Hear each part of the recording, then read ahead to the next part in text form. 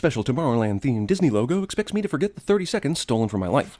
This is a story about the future. Just because Clooney's face is in the picture doesn't make this not narration. Environmental collapse. And scientific breakthroughs, wonder and beauty. Could you please just stop interrupting? The screenwriter of this movie would be excellent at CinemaSins, curiously. And closer. I know. Tell them about I can't tell them anything until Skip. It's official. Everyone working at Hollywood had some formative experience with the World's Fair back in the day, and it led to every screenplay ever written. This kid survives this. How would your jetpack make the world a better place? Can't it just be fun? Okay, first of all, that this judge can't see the practical implementations of a working jetpack. Second of all, that this kid who invented it can't describe one practical application of a personal flying machine. Who are you? I'm the future, Frank Walker. That is not an acceptable answer to anyone not living inside a movie. Why the f is there an empty-ass boat floating down the water here? Is that the rescue boat, in case the one in front gets attacked by the communists? Also, good to see 1960s World's Fair security is roughly equivalent to modern-day security at a 49ers game. Helmets are hung at a height just so this ride will injure little kids. I think Roald Dahl designed this transport. Well, I guess falling is no longer a concern in this realm, eh? Robot accidentally turns this kid into the Rocketeer for 2 seconds. Kid falling to his death stops to admire the view. Just how Athena planned it. Because if you think you could tell this story better, I would absolutely love to hear you try. I would too. Futuristic movie steals the beginning scene of just about every paranormal activity. That's serious. That's Canopus. Are you gonna go through your entire childhood? This argument is not endearing. She's outside a perimeter fence about to operate an RC helicopter, but she decides to do it bathed in all the light. And allegedly, this is a NASA launch platform, so security is minimal. iPhone product placement couldn't feel more forced if it tried. Wait, what kind of security fence is this? It just curves outward? No spikes or razor wire at the top or nothing? Just a gentle slope? I mean, no wonder, right? Why would you remove your helmet and hood immediately after landing in the property you're trying to stealthily infiltrate? Sure, let's get distracted by stars while you're on the restricted NASA launch site. Movie shows me the Demon Looper kid mere minutes after showing me the one kid who played young Noah on Heroes. Movie is trying to give me a stroke solely from evil-looking child actors. Even the teeniest of actions could change the future. Well, Ashton Kutcher from Butterfly Effect believes you, but Bruce Willis from 12 Monkeys does not. And I'm gonna have to go, oh shit. I chose 2 time travel example actors who were both married to Demi Moore. I swear to God I didn't do that on purpose. Discount Tim, holy fucking crap. Yeah, Eddie Newton. Sure, Newton's his last name. You might as well have called this guy E. Einstein McSquared. Girl who sabotaged NASA platforms keeps hesitating, for some reason, in taking a single bite of that apple in her hand. Smart girl keeps doing this because maybe she wants to get caught? She's a serial killer in waiting? Once again, Athena just expects people to know what to do with like this. Discount Emerald City. What's the point of being transported to a different place if you're constrained by the limitations of the original place? Guy in handcuffs is allowed to interact with people, talk, and do stuff normal prisoners are not allowed to do. No idea of the strings I had to pull to keep Homeland Security from pressing charges, Casey. Well, what? Did you have to blow someone? You seem to be well beyond retired, so what kind of favors can you even call in at this point? Hey, General, I'll sing at your daughter's wedding if you look the other way on this one. What's that? Yes, Jesus, I'll bring my f***ing wife, okay?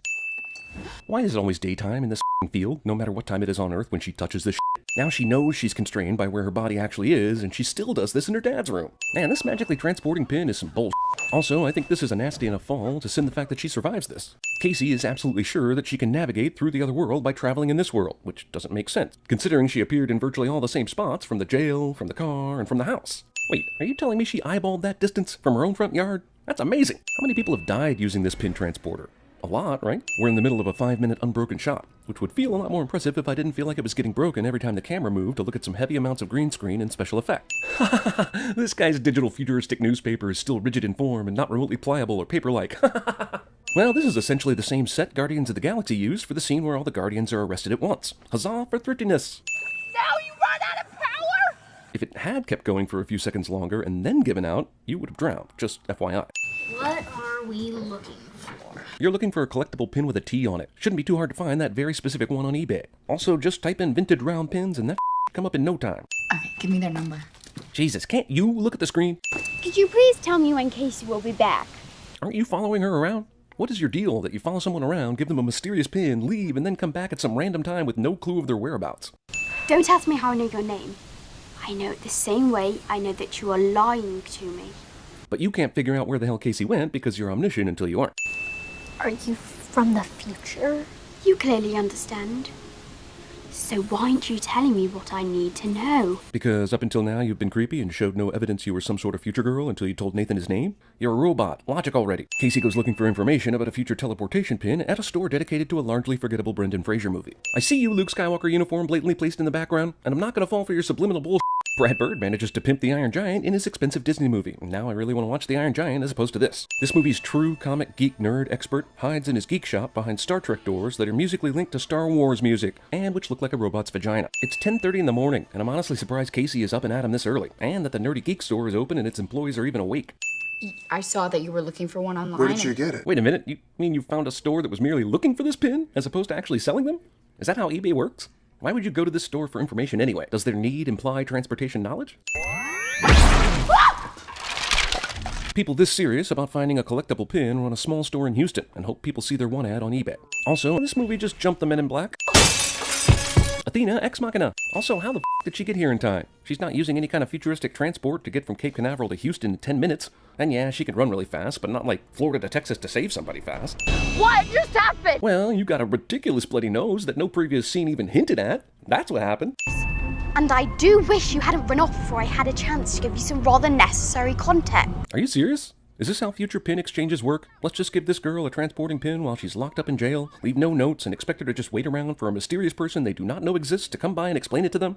How often does that work? In what world can someone reach the brake from the passenger side, especially when they're like 5'3"? Once again, movie driver apparently can't see a goddamn person walking across the street and just plows right into them. Fucking Texas, man. Luckily, no one is around to see these 3 cops get vaporized right after the store exploded. There just isn't anyone who's curious in the city of Houston.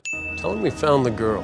In what world have you found the girl? You found evidence of the girl, but you have no clue where she went after that. Hold on. Recruitment for what? I'm not allowed to answer that. Well, that's convenient for the movie's plot, considering all the crap you've already told her. So far, we're about an hour in, and we're still pretty much in the dark about what the f*** is going on in this movie. They've been driving a stolen truck for a really long time, and absolutely no cops have pulled them over for that or the smashed windshield. Also, does this girl have, like, tons of money stashed away to go on huge road trips like this? Casey, I know you have no reason to trust me. I know you have no reason to trust me, so you should trust me, cliché. The audience should now care about the memories of a robot girl who once played that paper-choosing game with Frank. Terrified girl somehow has the wherewithal to notice that this dog isn't leaving paw prints. I mean, I know she's a genius, but that is some crazy to notice. Hot digital dog! This guy, who has a hologram guard dog and a thing that knocks you the f*** out when you're at his door, doesn't have any other security beyond that when it comes to his secret satellite hoarding place. Only when Casey sets the tractor on fire does this guy's security wake up again. And that is an oddly specific reason for the alarm to go off when she's been walking all over the property. That's a pretty f***ing good fire extinguisher he's invented and not shared with the world. What a dick. The next couple of minutes of film will be brought to you by hologram technology. I mean, he has a hologram guard dog that looks real, for Christ's sake. Couldn't he just have something like that to play his home movies? Well, I'd make a quip about this clock timer countdown thing being ripped off from Lost, except Lindelof actually wrote this script, so I think whatever statement I make about it would need to include the words self and plagiarism. Oh look, he has a secret way in. He just waited forever to use it for some reason. Let's accept that there is a world where I know with absolute certainty the exact time of your death. It seems like this movie should have been sliding into the end of its first act right about here. Instead, they wasted 15 minutes on these two interrupting each other about how the story should be told and another 45 on confusing future pin technology before they finally got here. Shutters are wired to go down one by one, and not all at the same time, so people starting on one side of the house still actually have a chance to break in after the button is pushed. I'd like to point out that by merely making these hunter people robots instead of humans, the film was able to get away with violently stabbing one of them to death in the chest and ripping one's head clean off without it affecting the MPA's rating. Whoa, you mean this one area of the house has magnets? That's amazing. Are you saying she didn't hit him enough times with the bat to keep him from doing this? And Frank, who's experienced with these robots, literally said that's enough. But whatever, sometimes an action sequence just needs some bullshit tension. We're actually prepared for that! I know, right? And somehow not prepared for the old flaming tractor routine you used to sneak inside. My hat! Leave it! No, I can't go without it! Having a lucky something you can't live without. Oh good, Athena's back. Why did she leave again? Did she have to go do research on the One Ring? Move over. You know, I think this movie missed a real opportunity right at this moment to turn this thing into a road trip film. Think about it. A cranky old inventor, a plucky teenage girl, and a sarcastic child robot, all in a crappy pickup driving from one coast to another. Imagine the wacky adventures they'd have. Wait, are they just gonna let the girl robot that is obviously 10 years old drive the truck in broad daylight? Like, no one's gonna see that and report it? You still think you're recruiting, don't you? 50 minutes until the credits, and we're still in the dark about what this movie is about. We need to get to the spectacle. Spectacle? This isn't the pronoun game, but it's the pronoun game, and it's expositionally pissing me off. Do I have to explain everything? Can't you just be amazed and move on? The movie speaks directly to the audience. There's Coke in the fridge. You haven't been here in more than 25 years, according to this movie. I think both the fridge and the Coke are well past their time. She stole the Coke intended for Frank, and he just carries on like he, too, did not lose 90% of his blood sugar in the trip. And even if he has experience with this, it was 40 years ago. Dude should be doubled over in a Coke-needing fetal position right now. They were a part of all this? Eiffel, Jules Verne, Tesla, and Mr. Edison. So this movie is saying Tesla and Edison willingly cooperated together on a science thing? Do you think this movie realizes how national treasure it's gotten at this point? Because I don't think it does. Luckily for the story and the film's rating, all the humans here at this moment are only standing on the perimeter down here. Come the on! Also, I'm guessing this ship has never been used, but sure, it still works after hundreds of years because the future. This guard seems very concerned about 3 dudes running up the Eiffel Tower, but was in no way troubled by the Eiffel Tower splitting in 2 to make way for a rocket a minute ago. Why does a rocket have glass windows? Okay, hold the phone. Clooney and the girl acted as though they'd done this before, but the way Paris is reacting, this is unprecedented. But even if it was 40 years ago, if the Eiffel Tower had separated for a blue rocket launch, that would be well known today, unless they use that Jupiter ascending magic bull.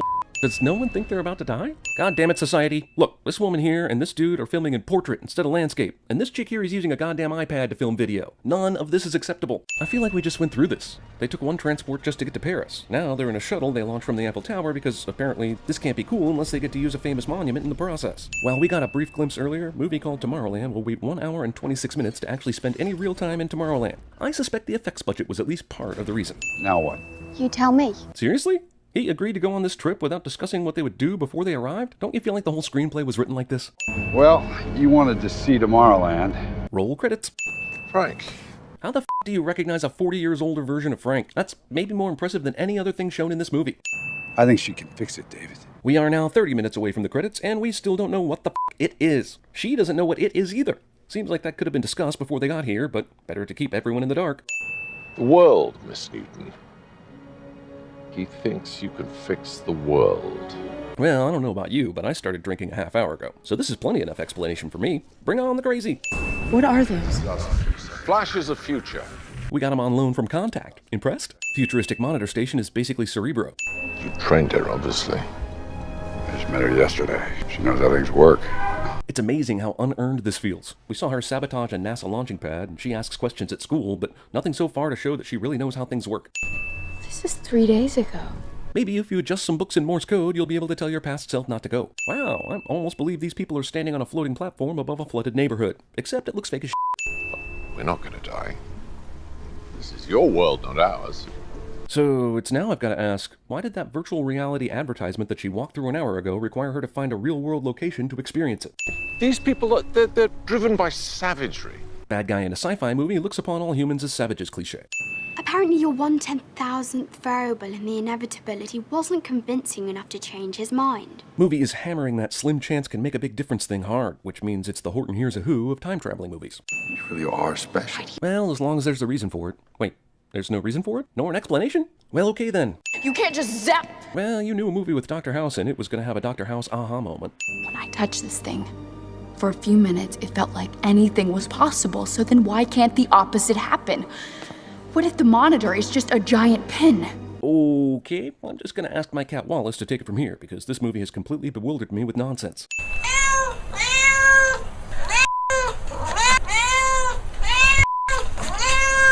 Holy shit, is that a Stargate? Did they lose their patent? It isn't just receiving tachyons. It is taking a possible future and making it... Amplifying it, transmitting it, like a feedback loop. It's a self-fulfilling prophecy that... Are there really questions about why this movie bombed? Seems pretty obvious they jargon people to death. Movie directed by a guy who directed another movie about monologuing is about to allow this bad guy to monologue for a world record amount of time. Bees and butterflies start to disappear. The glaciers melt. Right, alternate dimension maybe human race sees Earth humans being terrible and prescribes immediate genocide, because they're evolved, right? That's not the monitor's fault. That's yours. Gotta tell you, my Dr. House meets Dr. Doug Ross fanfiction is way the hell better than this. Nix keeps an important plot device around his wrist so Frank can easily access it during a handshake. Casey! The bomb! This movie is barely giving Casey any more information than it's giving me. Robot 10-year-old pulls a wire or two and suddenly this movie is real steel. Thank goodness for the Tachyon see the near future Omega-13 effect that we only just learned about a few minutes ago that can show Casey how to operate this bomb. But my question is, how did the first Casey through this timeline know how to operate the bomb? Falling from that height, at that speed, even if a robot arm caught the platform? She dead, yo. Oh, come on, man. Wall-E would have been able to hold it. This guy was the mascot for the Prometheus school of running away from things. I mean, dude, a simple roll to the left or right and you would avoid this, no? And that's how he became Dr. House. No wonder he's cranky. Little known fact, alternate dimension robot girls can get knocked unconscious. Huh, who knew? Luckily, this is just the future, and for this one time, it's on a long delay so that Athena can save Frank. There are things I need to tell you before the automated program kicks in. Fortunately, this program will allow me to tell you an unabridged story about how my AI learned to fall in love with a human, all before I die. I'm having unusual thoughts towards Frank Walker. They've also led to what my AI tells me is my first visit from Aunt Flobot. Almost 2 full minutes of Robot Frank childhood romance backstory I don't even care a tiny bit about. Hey, Casey, we're about to blow up this monitor thing, so you might want to start getting the hell out of here right now. F it. Movie stops just one pair of laser skates shy of ripping off Jupiter Ascending. On screen this time. Well, Athena just blew up Epcot. I knew Disney would be the cause of their own downfall. I just didn't know how. Oh, bollocks. Wait, Casey managed to run away from that? Not bloody likely.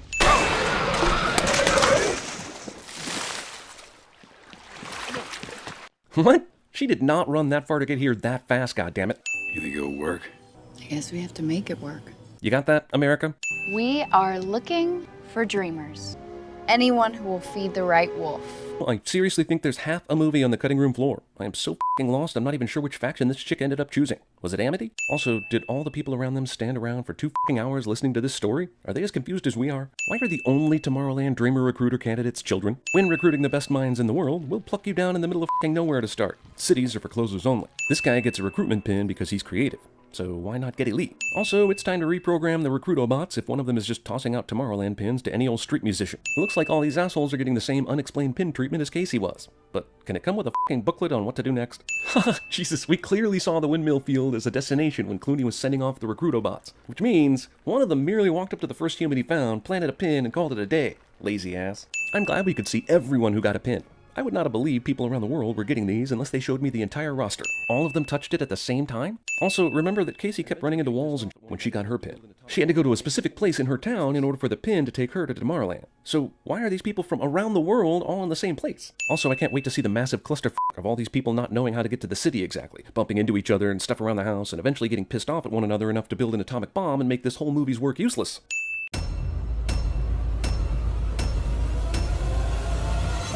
Remember this?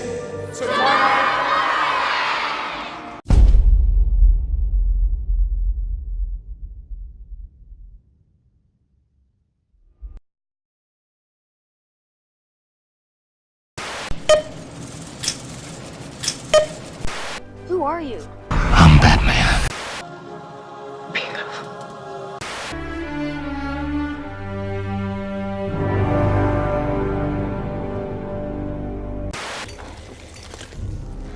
Just a flesh wound. Think this is a game? You're too young to train here. End of story. Now quit wasting our time. Get the f out of here. Motivation for what? We need to go back over, Frank. We have to go back, Kate. We have to go back! All the charm and the sense of purpose and the cute little smile. It's all just software. Run by little ones and zeros, little bits of data. It's all just electrons. We're within limits. Barely. I'm okay to go! Just relax. Been asleep for almost 9 hours now. This certainly is a big, round room. The brainwaves of mutants are different from average human beings. This device amplifies my power, allowing me to locate mutants across great distances.